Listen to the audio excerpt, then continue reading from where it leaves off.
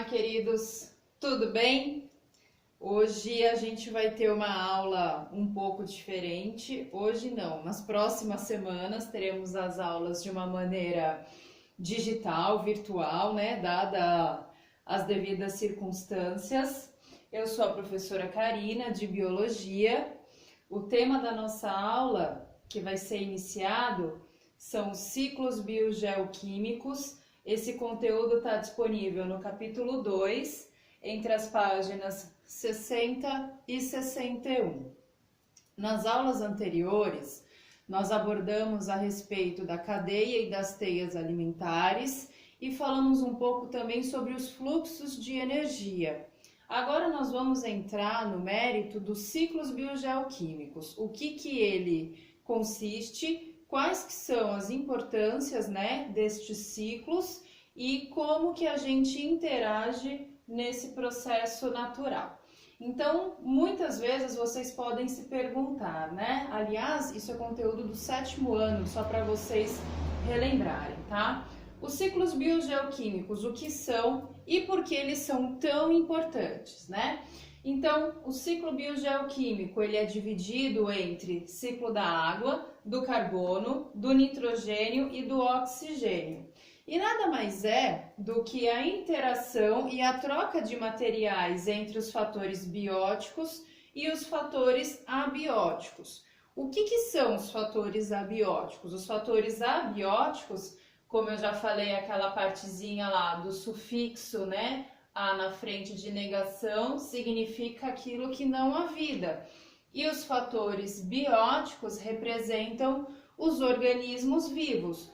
Ou seja, os ciclos biogeoquímicos nada mais é do que a interação entre fatores bióticos e abióticos da natureza.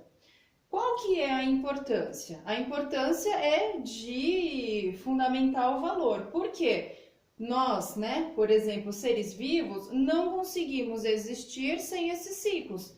Então, sem água e sem oxigênio, não tem vida humana. Então, eles são de fator predominante para a manutenção da vida no planeta Terra. Desculpa.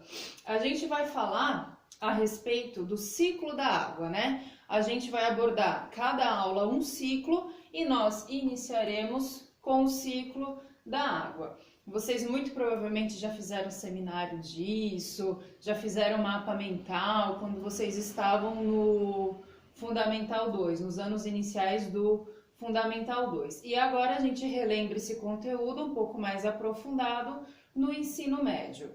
Então vocês bem sabem que a água em temperatura ambiente, ela é líquida. Essa água presente na forma líquida da superfície terrestre, com o aquecimento, ela passa pelo processo de evaporação.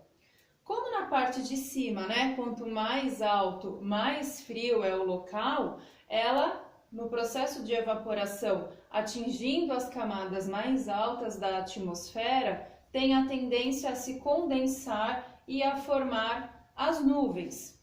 Como a água em evaporação ela está numa temperatura elevada e nas camadas mais altas nós temos uma temperatura mais fria, o que acontece? Acontece o choque térmico. E com esse choque térmico, a água volta a cair na terra em forma líquida, né? Que seria a forma de chuva, ou então em neve, ou em forma de granizo. Quando a água cai na terra, né? Ela cai em forma líquida, ela também, por meio de fendas, de rochas, de solo poroso, ela tende a penetrar nos rios, nos lagos e no solo, nos lençóis freáticos, nos reservatórios subterrâneos. Esse acúmulo de água nos lençóis freáticos, nos reservatórios subterrâneos tem uma importância fundamental. Um exemplo seria o próprio aquífero Guarani que nós temos e que muita gente fica de olho nele, muitos países. E só uma curiosidade, embora eu acredito que vocês já saibam, o nosso país, o Brasil, é onde a gente encontra a maior quantidade de água doce do mundo. Então, olhos de outros países para cá é muito forte nessa questão hídrica, tá?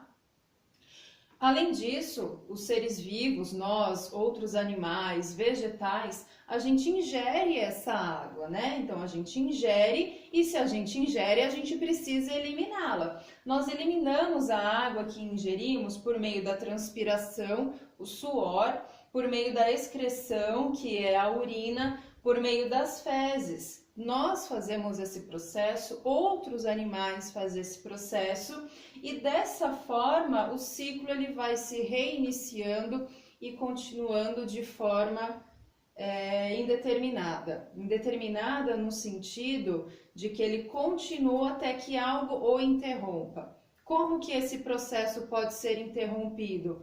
Com uma severa poluição dos nossos lençóis freáticos, com uma severa poluição dos nossos rios, dos nossos mares, dos nossos lagos. O processo de poluição, principalmente antrópico, que é causado pelo ser humano, afeta demais a taxa de evaporação e, por consequente, acaba afetando o ciclo hidrológico.